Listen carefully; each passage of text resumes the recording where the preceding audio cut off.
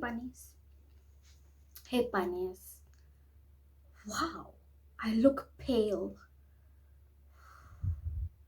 Do I look paler than yesterday's video? I look super pale. Is it my camera? No, I don't think so. It's me.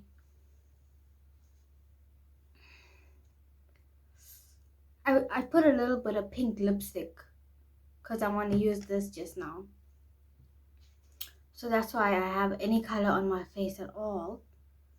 Wow, I am pale. What's going on? Yikes. Anyway, I felt well enough to wash my hair today, so that's what I did. Help me wipe it. Smells like apples. Smells super nice. Smells like apples. Ooh. I desperately needed to wash my hair. Desperately needed to wash my hair. Desperately. Oh, I didn't do my eyebrows on my face, so it's like weird.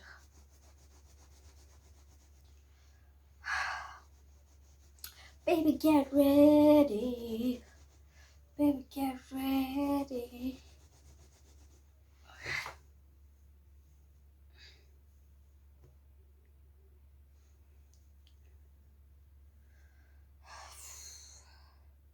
Do you think I should let this part grow out? I always remove it because it's like so deep. See, it's like, okay, it's not that deep. But it is. It's like just a point there that the hair grows, and I always remove it. I like always remove it. But now,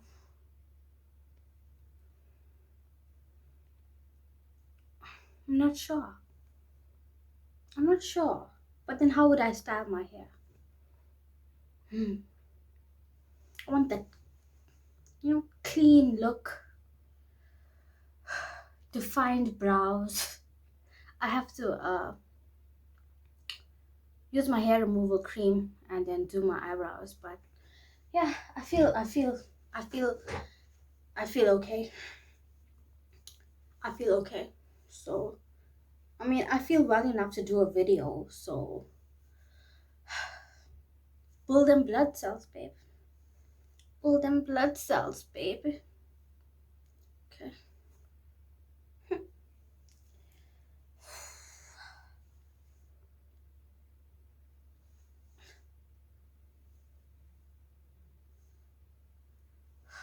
I don't want hair in my face.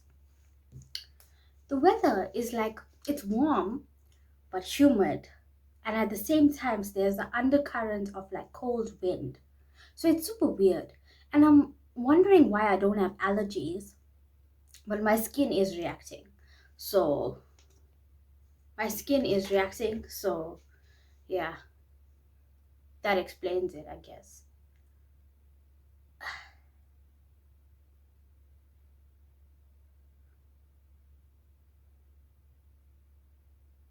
And my nose is leaking a little bit right now. I spoke too soon. Allergies.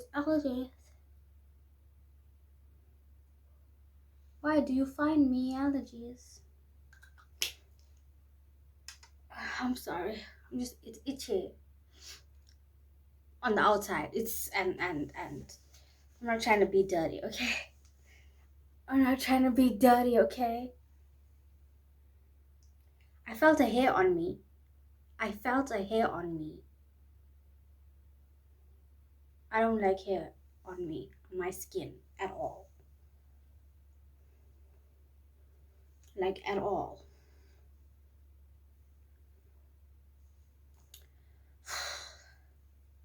Imagine the products of your own body irritates your own body.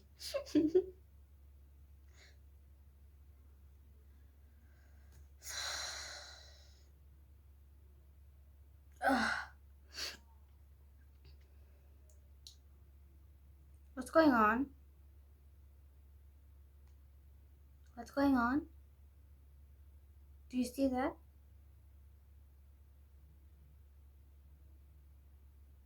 Why is the color going like that? Wow. Hmm.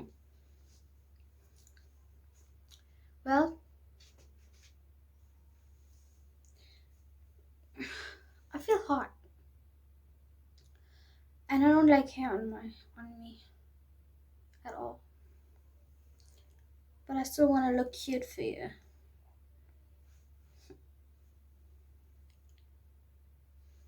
There, take it, take it. It says gourmet red licorice that I want to eat with you.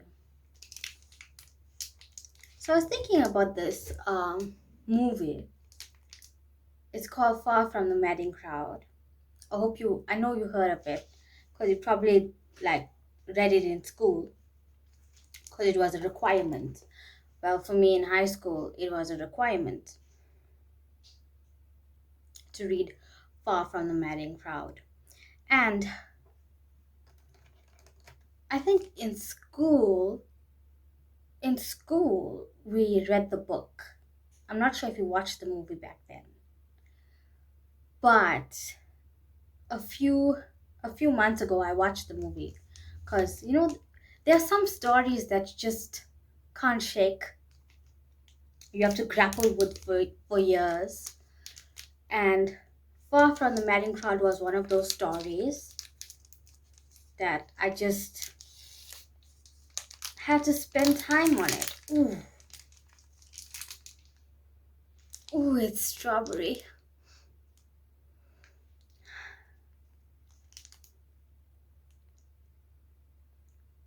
Yeah, that's not happening.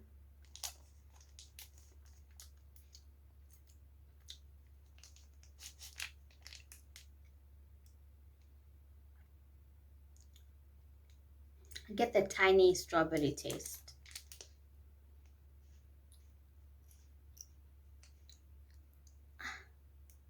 Okay, okay, okay.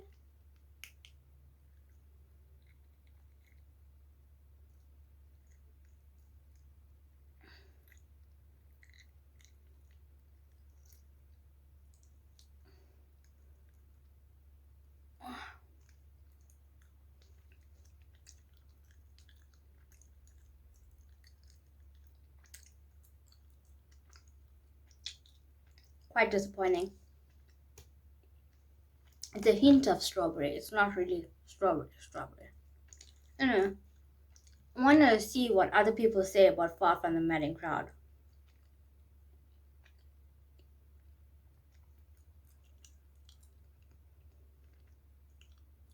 I didn't read any of the other books, like Tess and the other book, because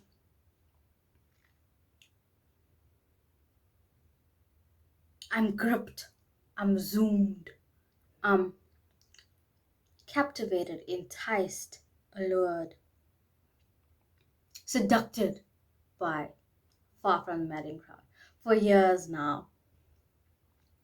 And I watched the movie, and the movie, like, everybody was super fine, super gorgeous, all right?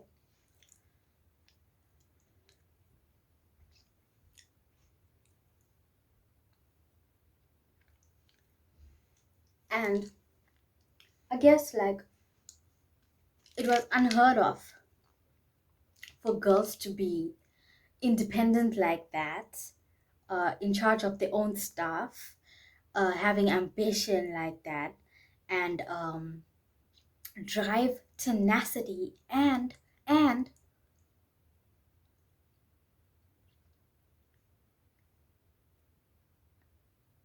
the confidence to pursue whatever Bathsheba was trying to pursue, right?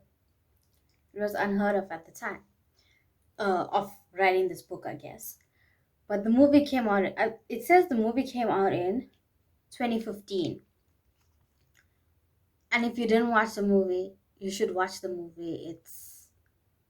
It's everything and more. There are inaccuracies between the book and the movie. But all is forgiven. All is forgiven.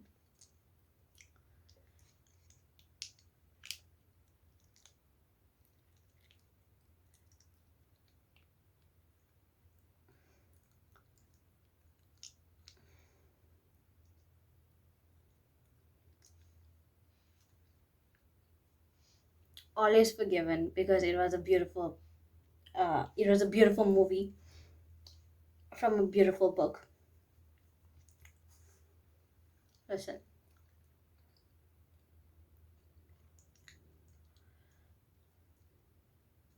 people say she was like, but Sheba was like, oh, she should have married Gabriel when he asked her the first time.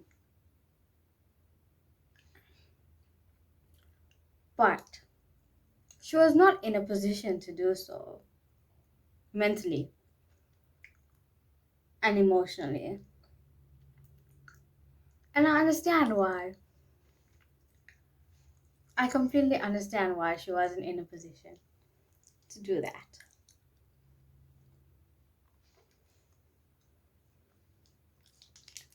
And it's not because she wanted to explore other dudes. I don't think.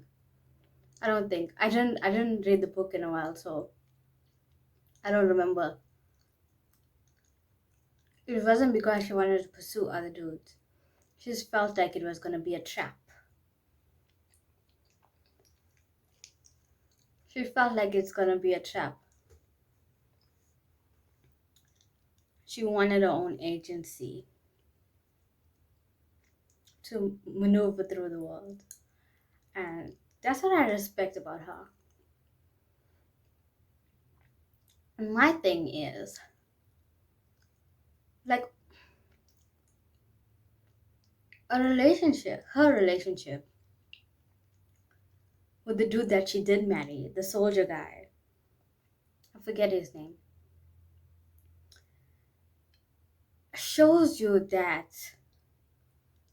no matter how smart you are, no matter how smart a girl is,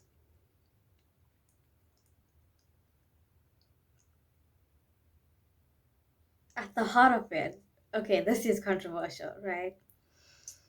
At the heart of it, sometimes you can't resist a pretty face that's talented and charming.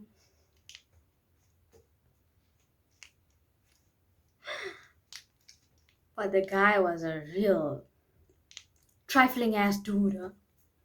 Guy was a real trifling ass dude.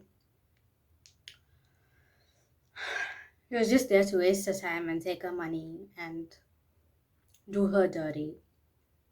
And it's unfortunate that, and people were like, she deserved it for turning down Gabriel the first time, but she didn't deserve that.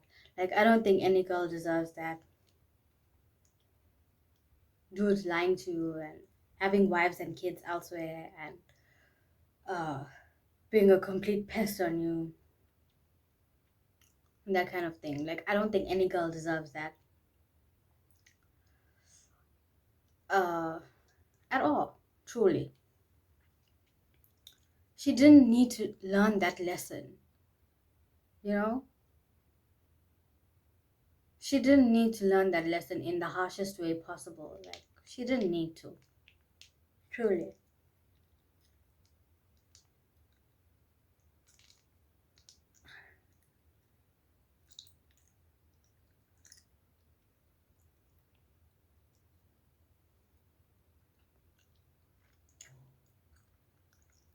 So,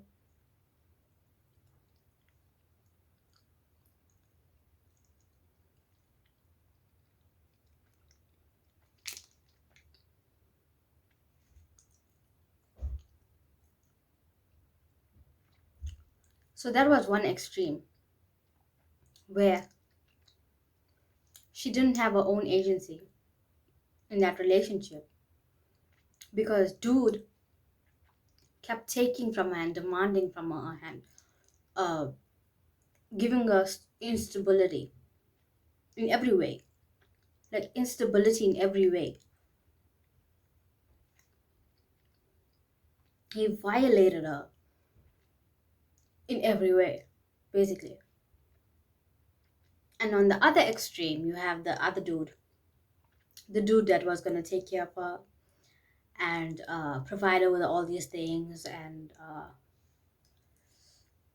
was overly doting on her. And she still didn't have her own agency in that relationship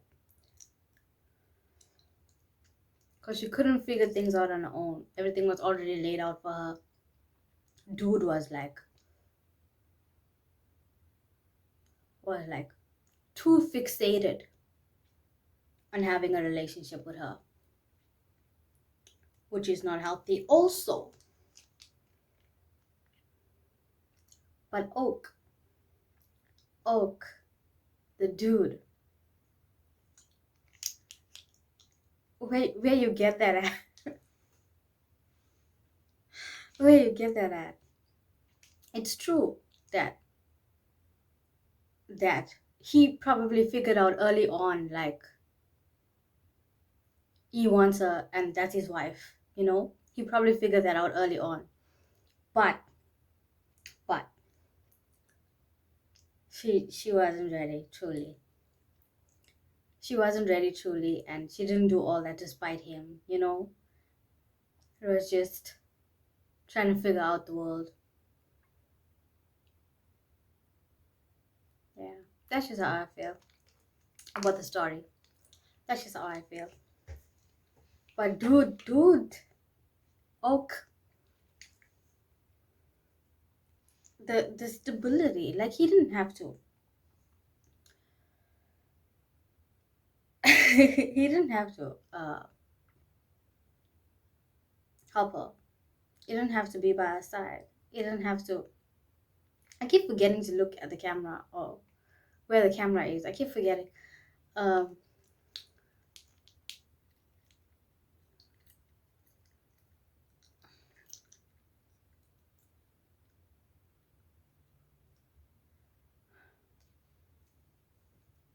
Dude, I loved him from the beginning, and I love him now. This is why I can't date in real life, because I'm too in love with fictional dudes. Like,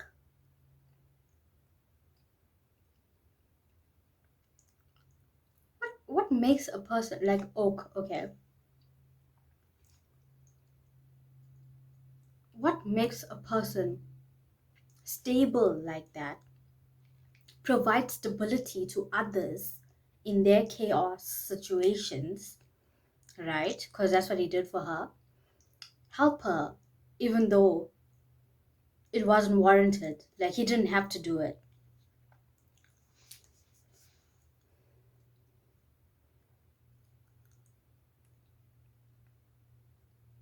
What makes a person like that? What makes the dude like that? And where can I get one?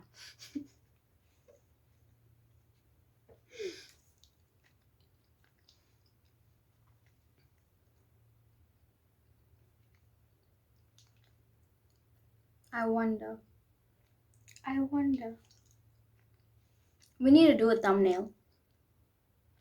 So I'm not sure.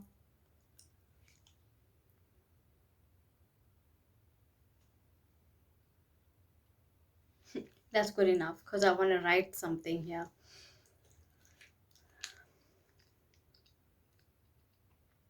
It's also sad for him because he has to now, he knows, like, that's my wife, and now he's watching her fall in love and marry the soldier guy, and then now you have this other dude who can provide her with things you cannot provide her with, and it's like everybody's fighting for her for different reasons, but he was like the only dude who understood, like, you know, let her do stuff on her own, kind of thing, you know,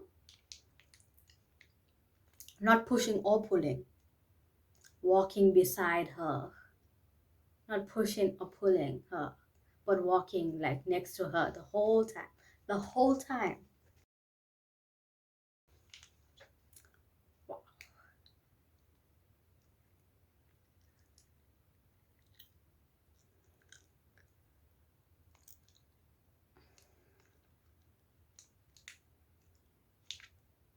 have to chew on the back because my teeth is fake. I'm scared I'm gonna break them. What's that? Stuff on my screen. A notification. Why am I getting notifications? I don't even talk to anyone. Anyway. So,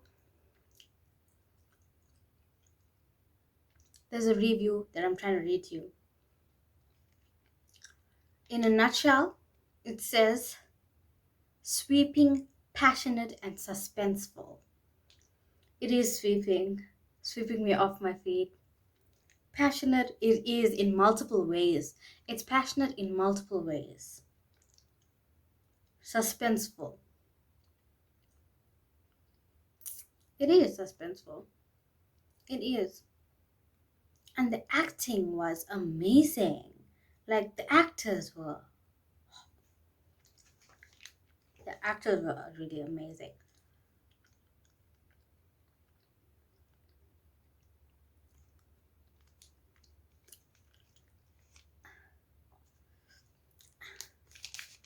I should have cut it up into tiny bits before attempting to do this. I thought, okay.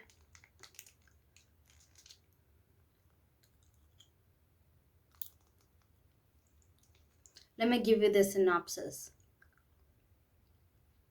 But Sheba must deal with the trials and tribulations of life while dealing with the attention of three men: a sheep farmer, a reckless sergeant, and a well-to-do mature bachelor.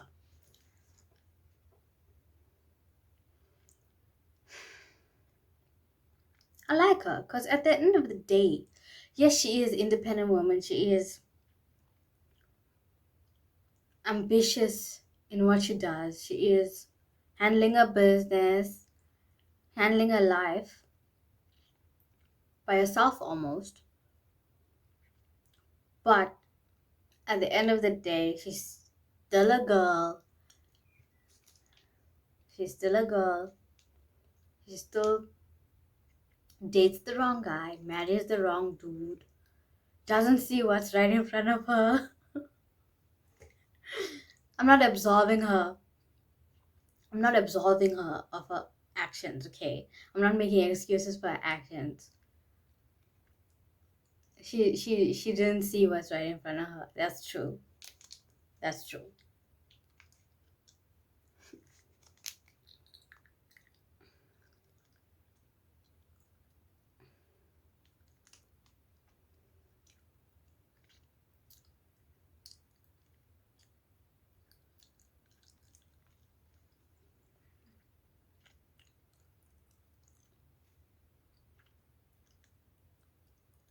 This is another synopsis. Far from the Madding Crowd is a novel by Thomas Hardy about a female farmer. About a female farmer. What the frick? New teeth and I can't speak.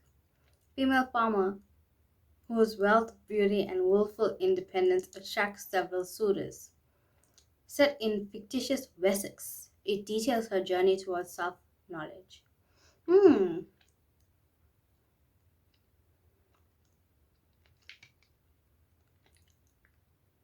It makes sense. It makes sense now.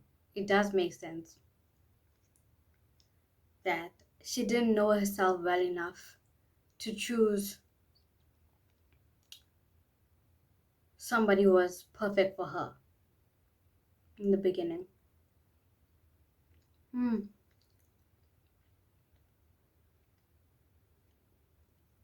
Makes sense. Makes sense.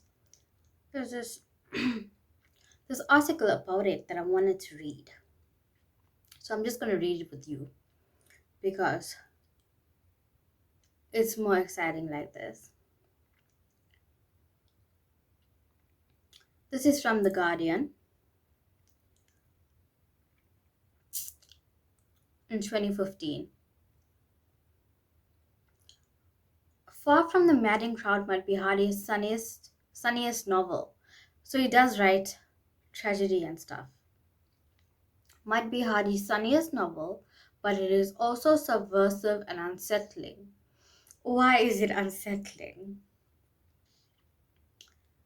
Thomas Winterberg's new film adaptation creates Bathsheba for the modern audience, but does it capture the book's strangeness and erotic energy? Why would they say that? Why would they say strange? Yes. Erotic? I don't think so.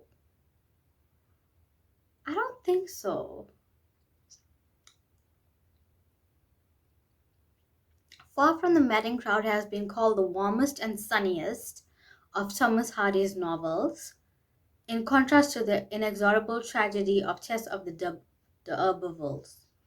D'Urbervilles. D'Urbervilles. I cannot pronounce words, okay? Or the nihilistic horror of Jude the Obscure. I didn't read either. Those are the two books I was talking about. I didn't read either because I don't like reading sadness. I like reading um, romance, and character development books, right? Stories, at least, not like self-help books. The narrative follows the fortunes of the spirited woman farmer, Bathsheba Everdeen, and her three suitors, the sturdy, steady shepherd, Gabriel Oak. So when I was in school, my English teacher said that his name was Oak to represent stability and sturdiness. And I've been searching for that ever since. Okay. Sergeant Troy, a dangerous Don somebody whose name I can't say, in uniform, and the repressed gentleman farmer William Boldwood. Gabriel is ultimately rewarded for his constancy, and the book ends with his wedding to Bathsheba. However, the plot also contains elements which are far from warm or sunny. Murder, insanity, a macabre coffin opening scene featuring the corpses of mother and her baby, life-threatening elemental eruptions of fire and thunderstorm, numerous violent animal deaths, and sexual symbolism so brazen that it can only have been intended to cock a snook at Victorian prudery. Sexual symbolism. I didn't get that very much. Maybe I wasn't focused on that. I was just focused on like her character and what she got going on instead of like the romance, not the sexual. Maybe I can't eat this anymore. It hurts. I can't eat this anymore. It hurts. Okay. How to square the novel's contradictory impulses was a puzzle to its first readers, and remains so. Newly thrown into relief by the release of the film, starring Carey Mulligan. Although the book was a resounding success, reviewers could not agree on how to read it. Why? Why? Why?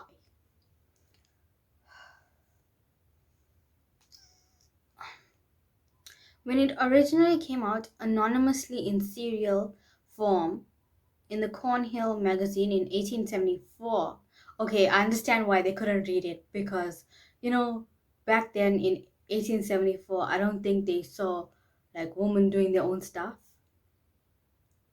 or having anything of their own, I guess. One critic thought he could detect the hand of George Eliot, who was already known for realist treatments of rural life in works such as Silas Marner and Adam Bede. I don't know. I didn't read either of those.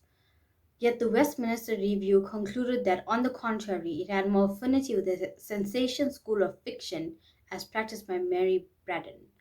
best-selling author of Aurora Floyd and Lady Audley's Secrets, who specialize in convention-busting female characters. That's what I like. In melodramatic twists and in subverting bourgeois complacency. The comparison was meant to be unflattering as the sensation's goal, despite its sophistication in the hands of writers such as Braddon and Wilkie Collins, was felt by the Victorian literary establishment to lack both moral and aesthetic legitimacy. Sassy, super sassy, that's really sassy. That's super sassy. That is super sassy. Despite its happy ending, Far From the Madding Crowd is an unsettling, unstable book. Its very title is a quotation from Gray's elegy written in a country churchyard, is an ironic literary joke. Gray idealizes the noiseless and sequestered calm of country life where sober wishes never learned to stray. Understand that. It's too calm and nothing happens. And then now you have this girl rocking the boat. Hardy disrupts the idol, I think that's how you say the word, and not just by introducing the sound and fury of an extreme plot to the pastoral world. I think that's how you say that. Like Braddon and Collins, he was out to subvert his readers' complacency. That's cool. That's cool. Okay, they're giving us a bit of a story on Hardy and where he came from and stuff. They speak of a different book now. So, Hardy's first novel, The Poor Man and the Lady. Have you heard of that before? I haven't. Maybe I should check it out. Now lost. So maybe we can't check it out.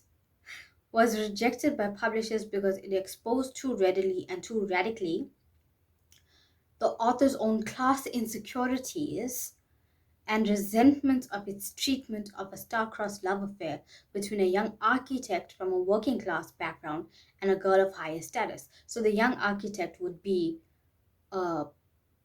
Hardy because he did work in an architect firm, right? So it would be him dreaming. He actually wrote his dreams in a story form. Okay? Its angry depiction of the upper classes were thought too likely to stir political mischief. In response, Hardy turned to the pastoral as what he called the safest venture. He tries to repress what he got going on, but it came out anyway. In a girl named Bathsheba. And Tess, and the other book we talked about. Hardy's unique literary calling card was his intimate first-hand knowledge of the countryside where he grew up. He was so excited at times while writing Far From the Madding Crowd at his parents' cottage that, while out walking, he had to grab a leaf or a stone on which to scribble phrases. Moments of inspiration struck and he had to write on leaves and stones so he doesn't forget. Wow. Imagine loving your craft so much, loving what you do so much that when you step away from it, it's still on you like that. Wow. His was no untutored natural genius welling forth. Far From the Madding Crowd astonishes with its craft. True. It also shows Hardy surreptitiously redirecting his seditious instincts into experimentation with literary technique. I don't remember much of the book, like the style and the pacing of it or anything. But I just remember the storyline. The peasants in the story are generally presented as happy with their lot. It is the novel form in Hardy's hands that resists the order of things. He does resist the order of things. I like it. I like it. I like controversial. I like that. Socially, Hardy was a man on the margins. Aesthetically, he also disrupted the genre boundaries. Unlike Gray's sober peasant who never learned to stray, he created a hybrid voice which moved between pastoral, social realism, melodrama, gothic, and sensation. It is as if Hardy wants to keep his readers in suspense, not just as to which of her three suitors Bathsheba will choose, but to which literary mode he is rising in. It's an index of genius that he does without sacrificing readability. So there was a movie made in 1967 of the same story. Mm.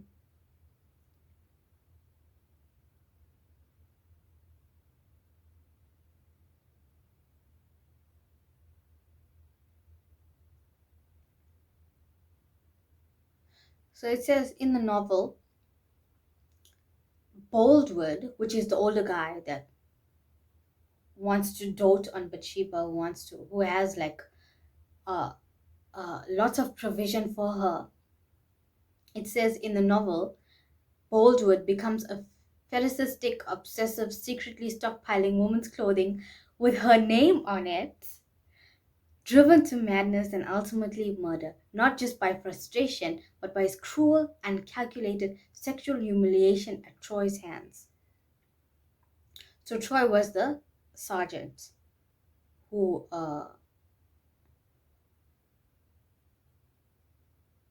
like married her and like played her around and stole from her and all that kind of thing. Wow, wow. But you should watch the movie if you didn't. It's a lot to think about, and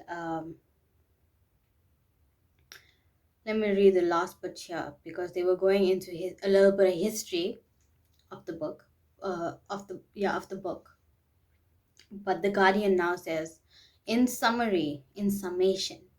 Is Far from the Madding Crowd really warm and sunny? The happy ending may seem to fulfill the will of some benign natural providence in contrast to the cruel fatalism found in Hardy's later works, which I'm not going to read. But there are hints that he is already moving in that direction. In one of the dialogues between two farm workers, the question of fate comes up. When the gloomier man complains, your lot is your lot and scripture is nothing, for if you do good, you don't get rewarded. His more optimistic fellow rejoins, no, no, I don't agree. God's a perfect gentleman in that respect. For the author of The Poor Man and the Lady, the idea of God as a gentleman can only be a bitter joke. The Hardy of Jude the Obscure is already there in embryo.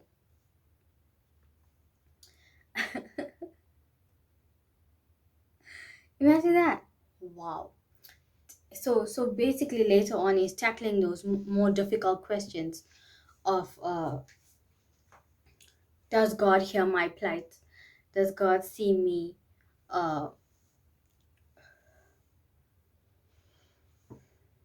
what is it to make of this life, and that's later on, and I totally understand what he's trying to say. I totally understand because um life cannot be explained. Life is just a stage for you to write your own story, because there are questions that you will never have the answer to in life. Anyway, I said my piece. I said my piece. We talked. I enjoyed this. I'm gonna do more because I like watching movies with